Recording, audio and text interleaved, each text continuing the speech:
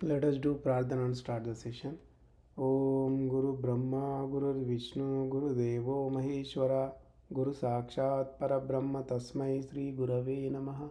Om Mannado Sri Jagannatha Madguru Sri Jagadguru Mamatma Sarva Bhutatma Tasmai Sri Gurave Namaha. Om Akhanda Mandalakaram Vyaptam Yena Characharam Tatpadam Darshitam Yena Tasmai Sri Gurave Namaha. The only Guru of three religions, Traitatheeram originator, sensational writer, the emperor of spiritual kingdom, Hindu virtue donor, Sri Sri Sri Acharya Prabodhananda Yogishwarlu. We are learning Traitatheeram Bhagavad Gita, written by Sri Sri Sri Acharya Prabodhananda Yogishwarlu.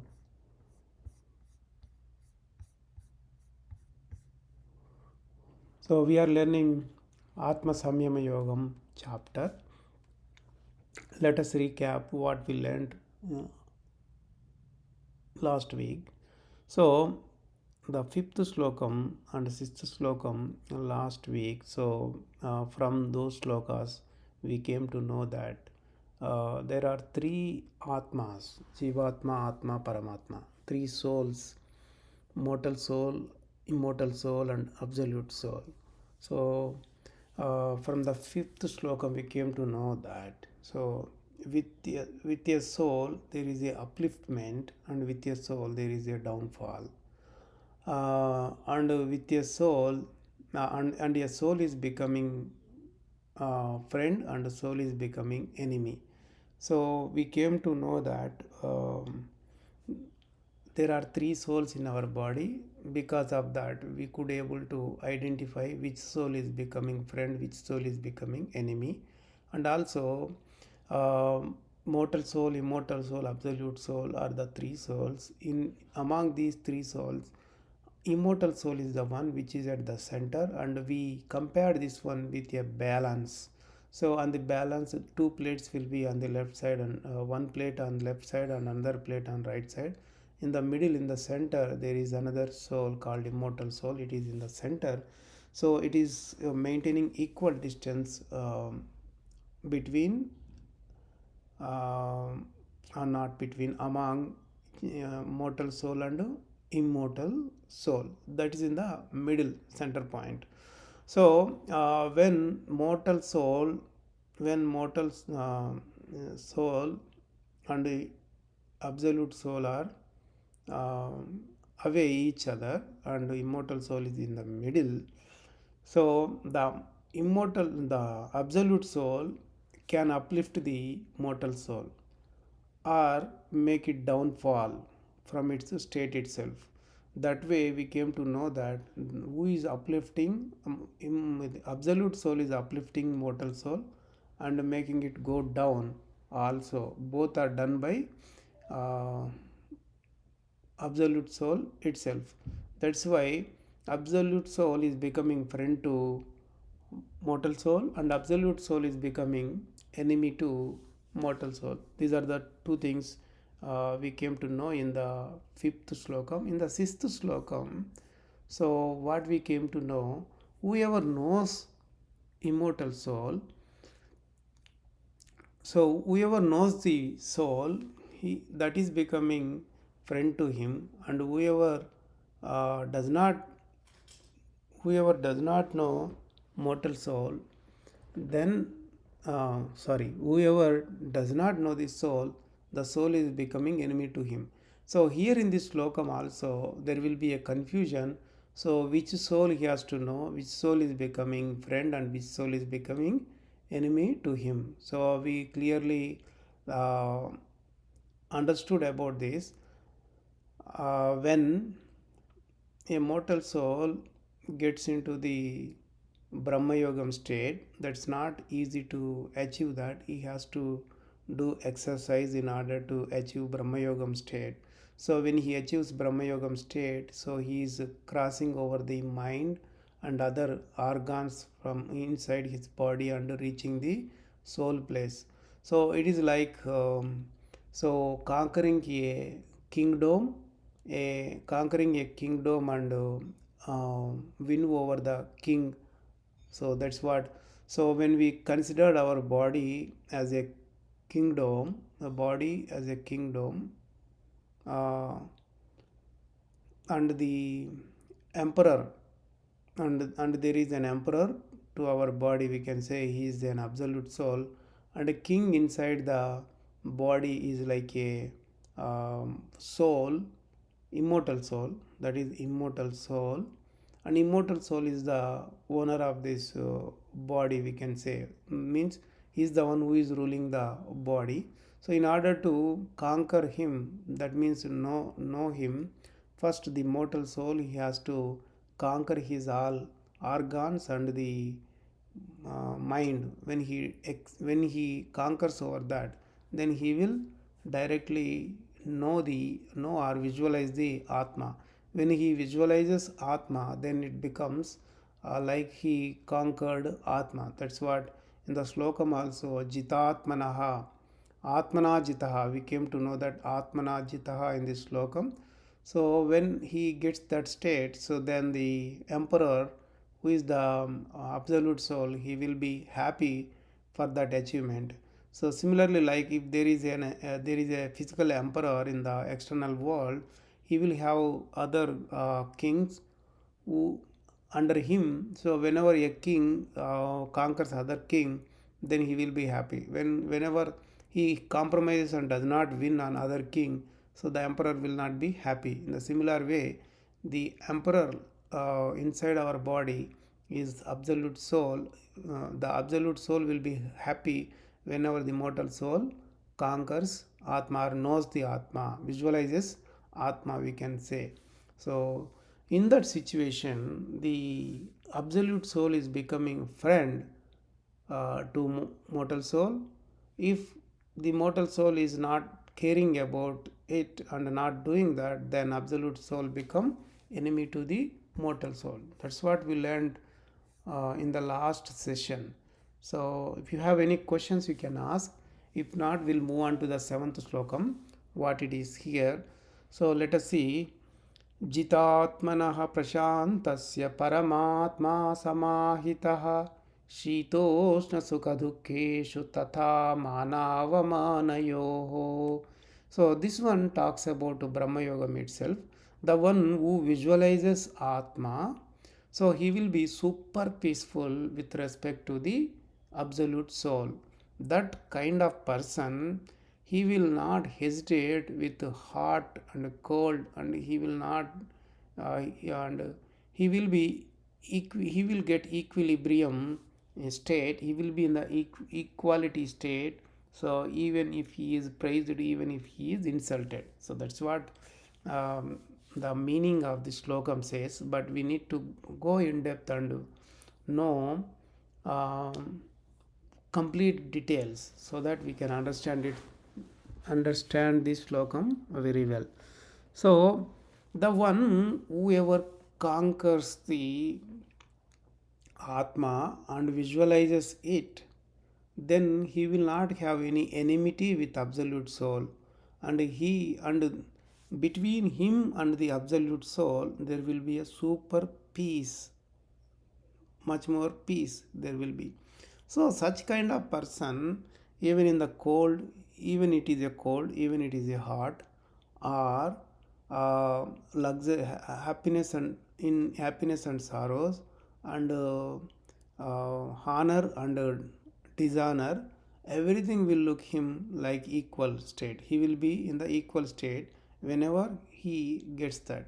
So here some people misunderstood and they thought that the yogi who is in the awake state, that means he could able to see the world and do the task and all those things, that yogi would be in equal state in happiness and sorrow. That is not true. So the equality in happiness and sorrow only happens during the unification in the yogam only, that you have to understand. So during the Brahma Yogam, what happens? He will close his eyes and he will be at the silence at the place where there is no sounds at all, and the cleanest place he will be sitting there. He will be closing the eyes, and almost all external related matters won't reach to him. In that situation, when he involves in yogam itself, achieves yogam itself, so in front of him, if you keep some visual which makes him happiness, which is a very pretty, very pretty, beautiful scenery, all those things, if you keep in front of him, he does not hesitate to that. Even if you put a dead body in front of him, who is the relative, who is his relative, so he will not hesitate for that one. So he will be in the equal state. Even if somebody insults, somebody praises him, boasts him, if you bring the cold, if you bring hot in front of him, or make him to sense that, try to sense that, he will be in the equal state. He will not hesitate for that one, because he has no focus on the external world at all. He has no focus on external world. So and the mind inside his body is not working towards the external world. So even though these five sensible organs, they perceive the matters of the external world and they grasp that, but there is no mind to receive that. So mind is not carrying anything. Since mind is absent over there and not giving to the intellect, then intellect is not thinking about that itself. So with respect to the external world, the mind stopped there itself. When mind is stopped, the buddhi, intellect also stopped there itself. So in this situation, the Brahma Yogi is not experiencing any external world related experiences. But the Karma Yogi, if you take the Karma Yogi, he will be experiencing always whatever it comes to him, either happiness or sorrow. So the mortal soul has to experience everything with respect to Karma Yogam. So Karma Yogi will experience all the things, but he will not be getting the future karma, because he doesn't listen to the ego, but remaining all same like ordinary person. So for Brahma Yogi only, in this slokam they said Jitatmanaha. Jitatmanaha means who conquers over Atma. That means who visualizes Atma. So in Brahma Yogam, what happens? The mind will focus on the immortal soul, and that provides the matters to mind, and mind is connected with buddhi, intellect. Buddhi will receive matters from mind, then buddhi will be analyzing the immortal soul matters. That matters will be given to mortal soul. The mortal soul will be aligned with buddhi, mind, and the soul. So they will be on same bridge line, and the mortal soul will be experiencing soul itself there. So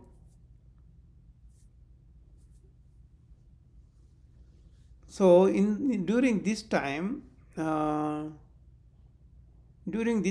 what is going on, what is going outside, and what is his state about the outside matters, that we will come to know in the 8th slokam. Let us see 8th and 9th slokams, what they are talking about, his external state, the Brahma Yogi's external state. Gnana Vignana Truptatma Kutastho Vijitendriyaha Yukta Ityuchyate Yogi Samalostashmakanchanaha Surhunmitraryudasena Madhyastadvesha Bandushu Sadhushvapi cha papeshu samabuddhir vishishyate. The one who is satisfied with the wisdom and the science, that is gnanam and vijnanam. Vijnanam, that means experience. Wisdom and experience. Who is satisfied by wisdom and experience. So he is immersed with immortal soul in the happiness, in the joyful state. So he conquered the organs. Those are sensible organs, we can say. So the one who really entered into the Brahma Yogam, for him, if you put some dirt in front of him, stones in front of him, or gold in front of him, he will not have any focus on that. So he will have equal state, so equal feeling with respect to his friends, his enemies, his uh, relatives, and all the people. That is what the external state of the Brahma Yogi whenever he enters into the Brahma Yogam state. So to follow the uh, immortal soul wisdom is Brahma Yogam itself. That means, so whenever he does that, practice after practice, he gains how to do Brahma Yogam, right? So first he will know the immortal soul wisdom, the Atma wisdom. After knowing the soul wisdom, when he puts into practice, uh, enforces that, so he follows that. When he follows that, that kind of thing is called Brahma Yogam. So during the Brahma Yogam, what happens? He will not he will stop the mind. In Brahma Yogam state, he will stop the mind will not do any task with respect to external worldly related matters. That means the mind will become tiny particle. So till then the mind, which is spread whole body, will become tiny particle, and it will directly goes into the Brahmanadi, the big nerve. So that is its own place, living place. So it will reach over there. That means, so mind is completely shut off from the body. It's not in a state to get the matters from the sensible organs. So the mortal soul will not have any focus on the external matters, and he will be putting more focus, complete focus on the Atma itself. That is called the Brahma Yogam state. So in that state, if you bring some dirty thing, or a pebbles or stones and a gold, diamonds, whatever the greatest things in this world, bring it and put in front of the Brahma Yogi, he will not hesitate for that. He will not have any feelings for that. So if enemy comes in front of him, he doesn't hesitate. If a friend comes and speaks so lovely words, he doesn't care that. Even if his relatives call him, he doesn't move a bit. So even if a great sadhu saints come and talk to him, he does not speak at all. He does not care that. So he is never going to love anybody. He is never going to hate anybody in that state. So that's what the external state of the Brahma Yogi. Um, do you have any questions? You can ask. So if not, we'll move on to the 10th Shlokamu, what he says. So that is how the external state of the Brahma Yogi. So we need to know what is the internal state of the Brahma Yogi. That also we need to know. It's very, very important one. So it's in 10th Slokam, what Bhagavan is saying over here.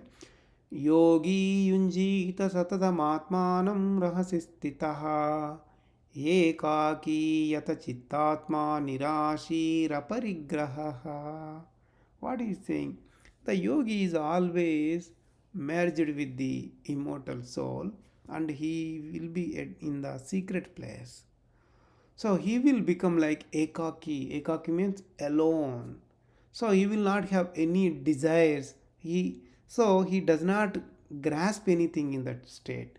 So he will be like um, appointed uh, decision. He will be like in the appointed decision. So niyata chittatma we can say, right? So that's what niyata chittatma yeah, here in the slokam also he is saying.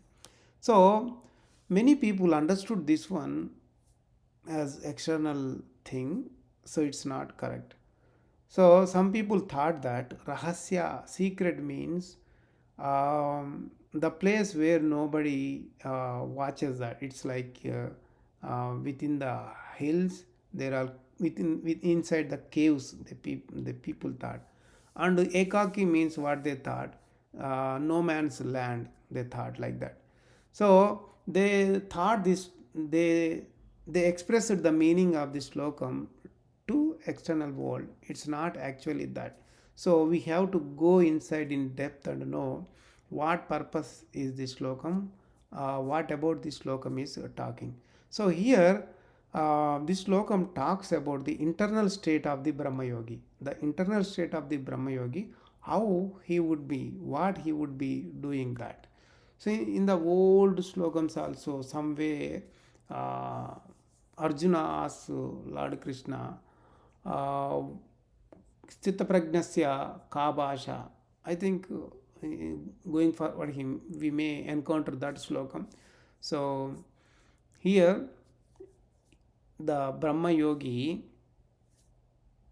he will have experiences all the time with more immortal soul itself. So whatever the joy immortal soul provides, that he will be grasping and he will be in the joyful state in Brahma Yogam. So in the Brahma Yogam, what happens? The Brahma Yogi, he will be in the secret place inside the head portion. So that is not known to external people. That's why they said in this slokam that rahasya, that means secret.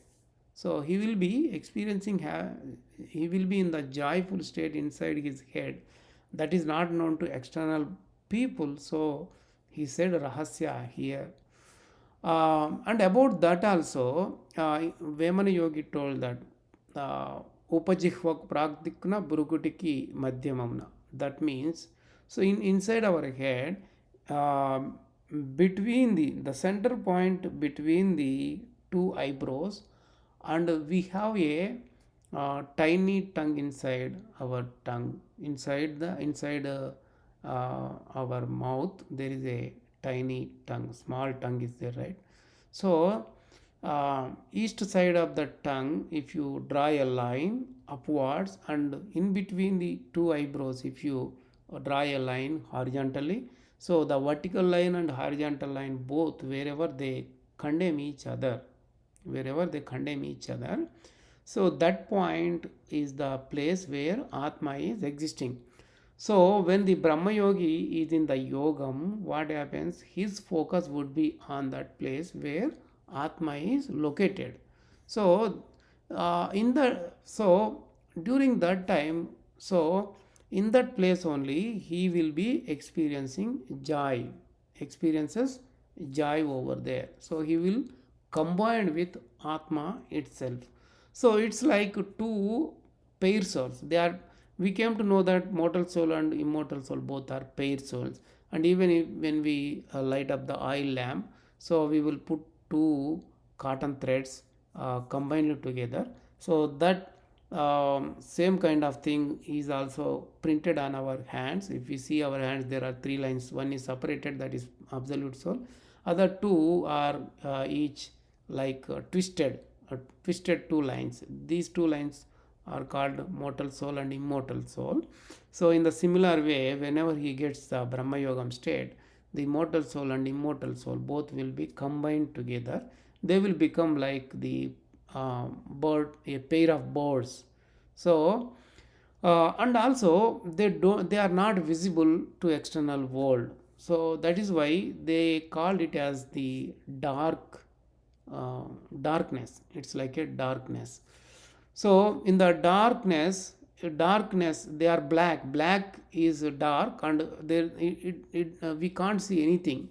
So that's why it is compared with the crow. It's compared with the crow is a black, and darkness is also black. So they compared with a crow, and they said a kaki. Kaki means crow here. So ekaki means they will unify. They will unify. Who will unify? The mortal soul and immortal soul both will unify and become one together. And also the mortal soul and absolute immortal soul both are like, so they are inside the tree like body, and we know that the root is inside our head, right, in the head portion. So both the mortal soul and immortal soul will join together, unify together. So they get unification over there, right? So there they are mixing together. Then during that time, so both two separate souls become one unique soul. So that is why they said ye kaki. So single bird like they will become like that. So the one who is the one who merges with immortal soul, the mortal soul who merges with immortal soul during the Brahma Yogi, he is called Ekaki. During the Brahma Yogam, he is called Ekaki. So, so during the time period of Yogam, in the secret place, the mortal soul and immortal soul both are combining together, they are joining together, and the mortal soul is experiencing immortal soul there itself. During that time, the mind, which until then whatever it is getting all the external world related matters and makes the intellect busy in thinking over that, will be stopping there itself. So during that situation, all the emotional matters, everything will be away from the mind itself, and mind is not giving to intellect. Intellect is not doing anything. It is also steady, stable there itself, and it is getting the matters of the immortal soul during the Brahma Yogam and providing it to the mortal soul. Then mortal soul will be in the joyful state itself.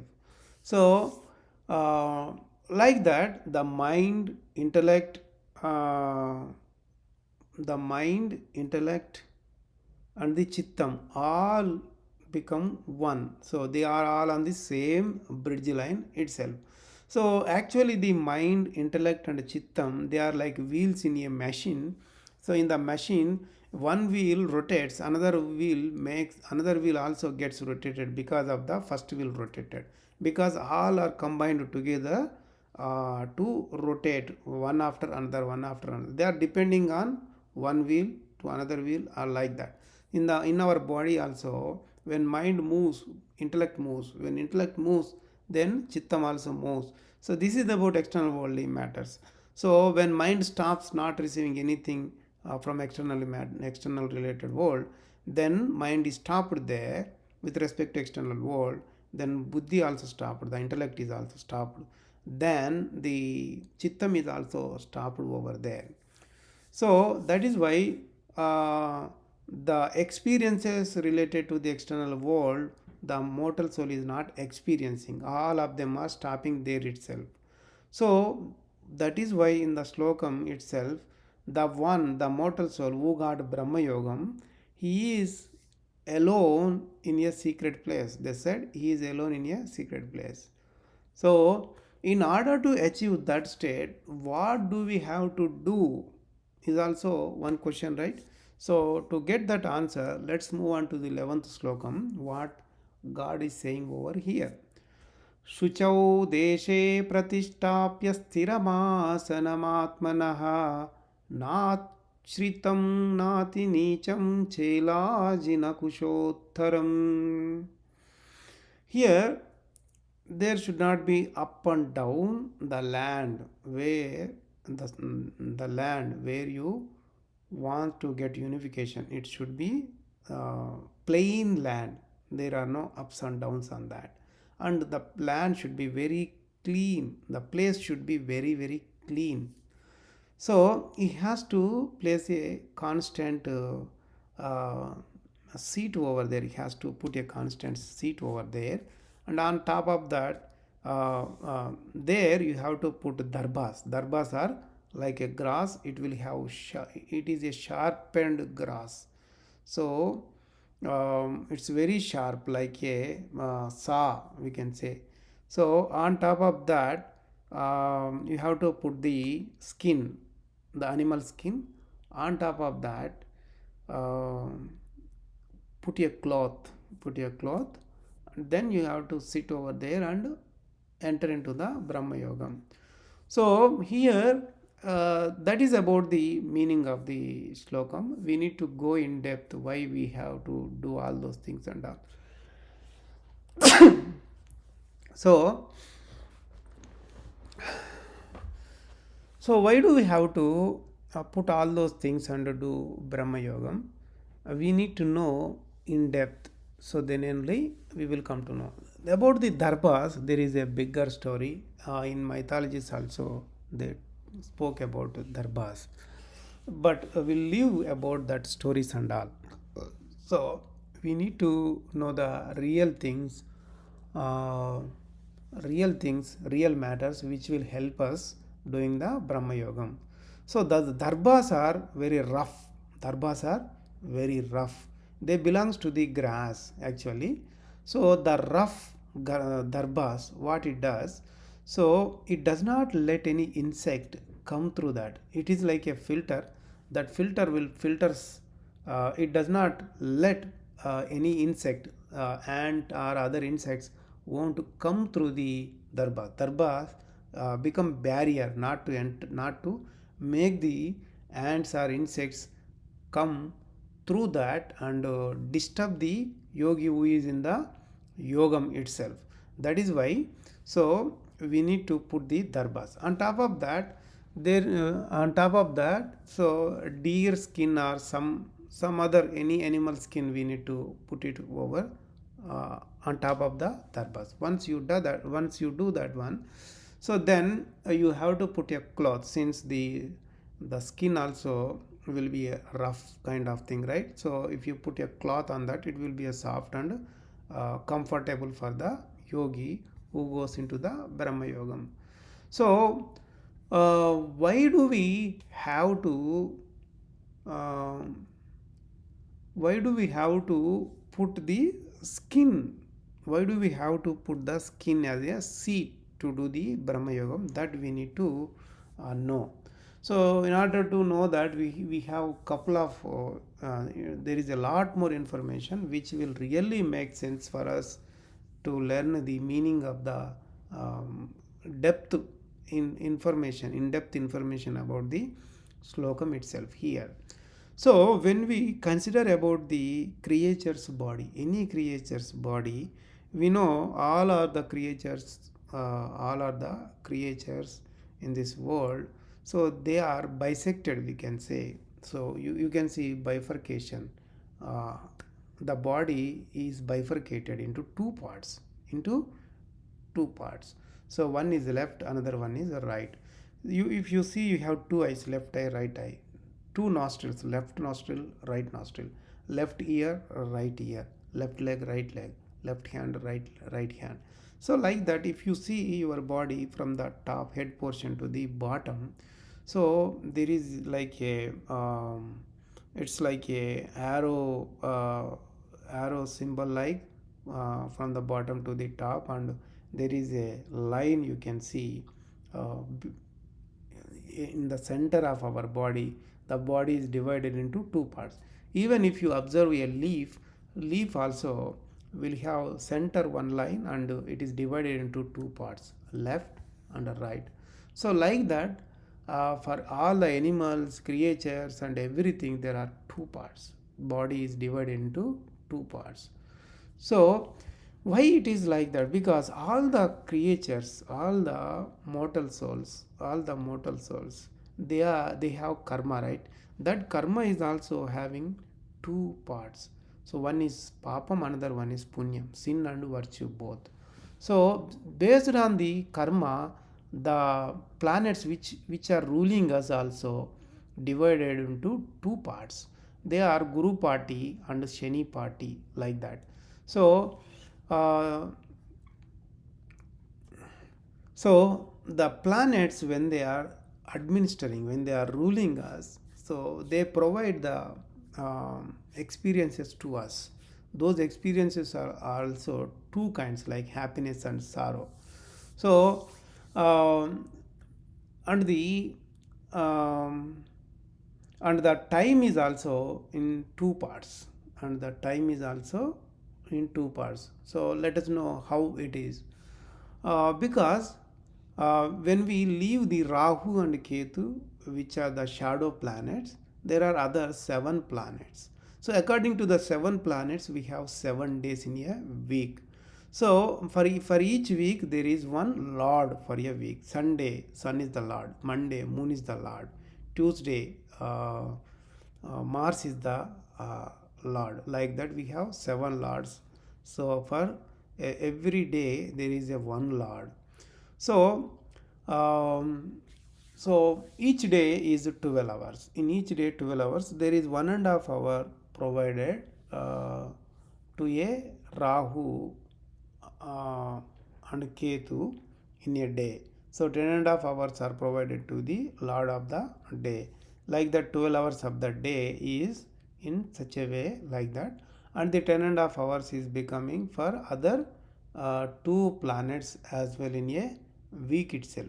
Like that, the time is also divided among the planets and they are administering.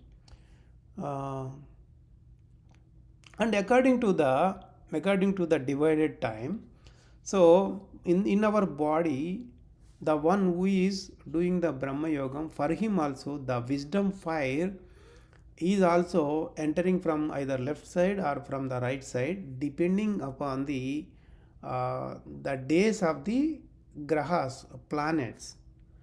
So uh, among seven planets, the Sun, Mars and Jupiter, they belongs to the Jupiter party, Guru party. The Venus, Mercury, Saturn, they are part of the Saturn party, Shani party. But the Moon is moving in between both the parties. He will be changing the parties always. So according to the power of the planets, and also the a month is divided into two parts, Shukla Paksham, Krishna Paksham. Ante that means white portion and the dark portion. White portion and the dark portion, we can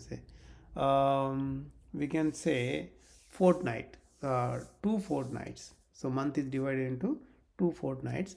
One is bright fortnight, another one is dark fortnight or black fortnight. The during the white fortnight, 15 days, whenever he is doing Brahma Yogam, the mortal soul is doing Brahma Yogam, so the wisdom fire will enter from the right portion on Sunday, Monday, Tuesday and Thursday. So all 4 days. So during the dark fortnight, what happens on Wednesday, Friday, Saturday and Monday, the wisdom fire will be entering from the left side. So our our ancient yogis, they used yoga dandam. Yoga dandam is a stick or a wood. It is in a T shape, little bit bent on the top, I guess, something. So it is in such a way, when it's like 1 feet height or something. So he will put it on the ground and he will support his armpit with that. So why he is doing that is, so he will be using that in a opposite direction of the the wisdom fire entering portion. So if the wisdom fire is entering from right side, he will be using yoga dandam on left side.